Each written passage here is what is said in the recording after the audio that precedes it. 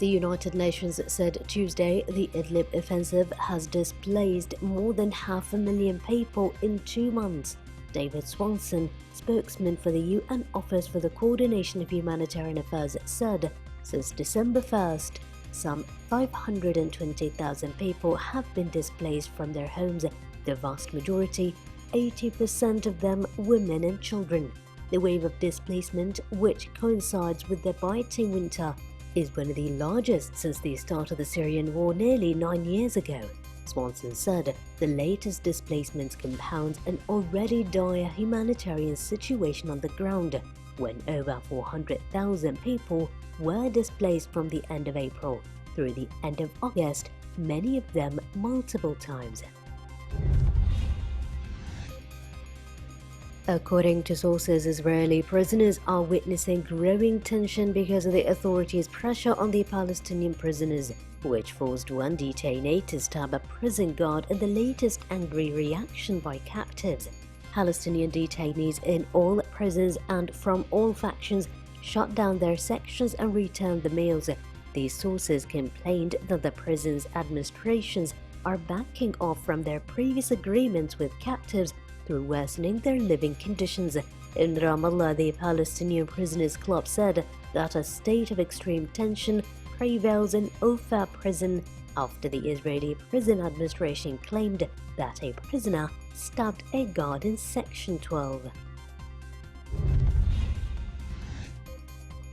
Irish nationalists Sinn Féin have surged to the top of an opinion poll 5 days ahead of an election in Ireland that looks set to be a major breakthrough for the former political wing of the Irish Republican Army.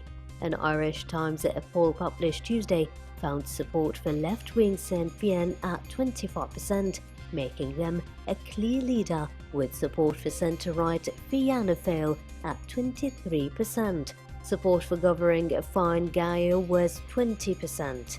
Both Fine Gael and main opposition Fianna Fáil refused to govern with Sinn Féin, citing their IRA links and opposing economic policies. Results from the Iowa caucuses were delayed on Tuesday as some chairs in the state said they were struggling to use the new phone application for reporting results.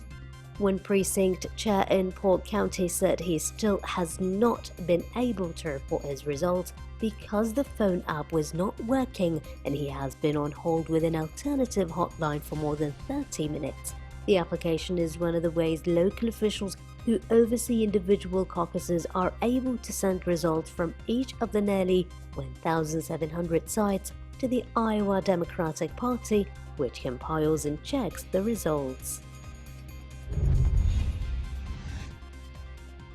Hong Kong on Tuesday became the second place outside mainland China to report the death of a coronavirus patient, as restrictions on movement were imposed on 2 more cities far from the epicenter, including the home of Alibaba. Previously, Hong Kong hospitals cut services as medical workers were striking for a second day to demand its borders with mainland China, but shut completely to ward off the virus. The death of the 39-year-old man comes as the semi-autonomous city closed all but 2 of Hong Kong's land and sea crossings with the mainland at midnight, after more than 2,000 hospital workers went on strike on Monday. As many as 9,000 medical workers could join a bigger walkout Tuesday to demand closure of the border across which tens of thousands of people continue to travel daily. The Lufthansa Group said on Tuesday that it would join British Airways in nixing all flights to mainland China amid a novel coronavirus outbreak that has sickened thousands and killed as many more in the country. Simply citing operational reasons, Lufthansa said flights would be suspended until at least February 9th, after first mulling a stopover in Seoul, South Korea for a crew swap. The decision by the Lufthansa Group affects both its namesake mainland brand as well as Austrian and Swiss. All 3 airlines plan one last set of flights to mainland Chinese destinations to enable the evacuation of crews who are already on layovers in the country. French police Tuesday cleared the last migrant tent camp in northeast Paris, moving 427 people to shelters as part of a plan to take migrants off the streets. According to authorities, the migrants that included 4 women were living in 266 tents and makeshift shelters in a canal-side camp. The regional prefecture said the operation to tear down the camp lasted 2 hours. Dozens of informal settlements have sprung up in recent years around the French capital. Australia suspended Parliament on Tuesday to honour the victims of a national bushfire crisis that has killed 33 people as more than 100 fires remained ablaze across the country's east coast. Prime Minister Scott Morrison, who has received public criticism for his handling of the crisis, led a tribute as legislators returned to Parliament for the first time after the long summer break. Premier Morrison said he has written to state and territory leaders to begin discussions on the terms of reference for a so-called Royal Commission inquiry into the official response to the crisis, including the deployment of emergency services, the role of the federal government, and the impact of climate change.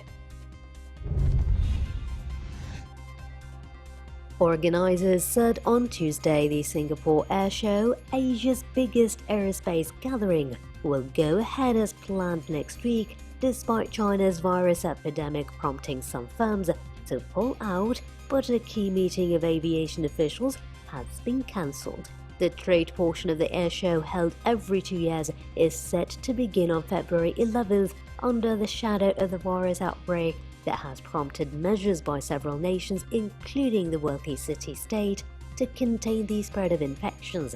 Singapore banned entry to all Chinese visitors and foreigners with a recent history of travel to China, which had raised concerns over the staging of the event.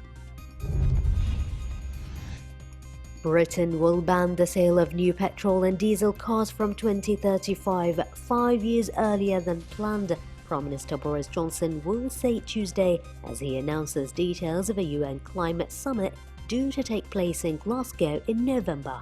Premier Johnson will launch the COP26, a 2-week conference seen as a moment of truth for the 2015 Paris Agreement to combat global warming, at an event alongside Italian Prime Minister Giuseppe Conte and broadcaster and naturalist David Attenborough.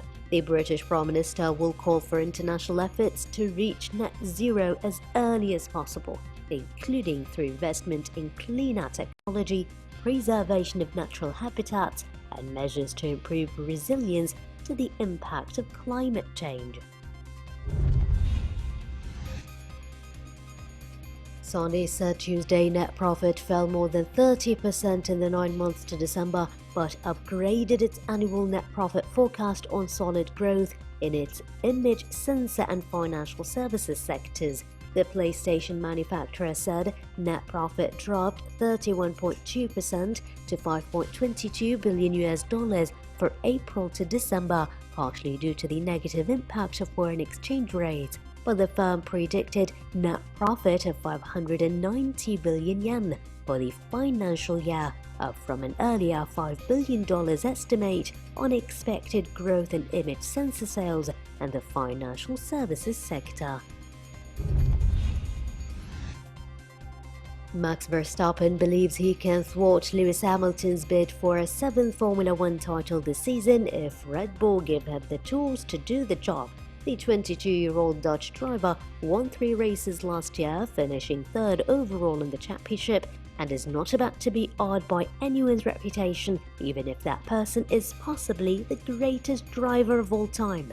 Hamilton is chasing several records this season, including Michael Schumacher's 91 race wins and 7 titles, and has won 5 of the last 6 championships with dominant Mercedes.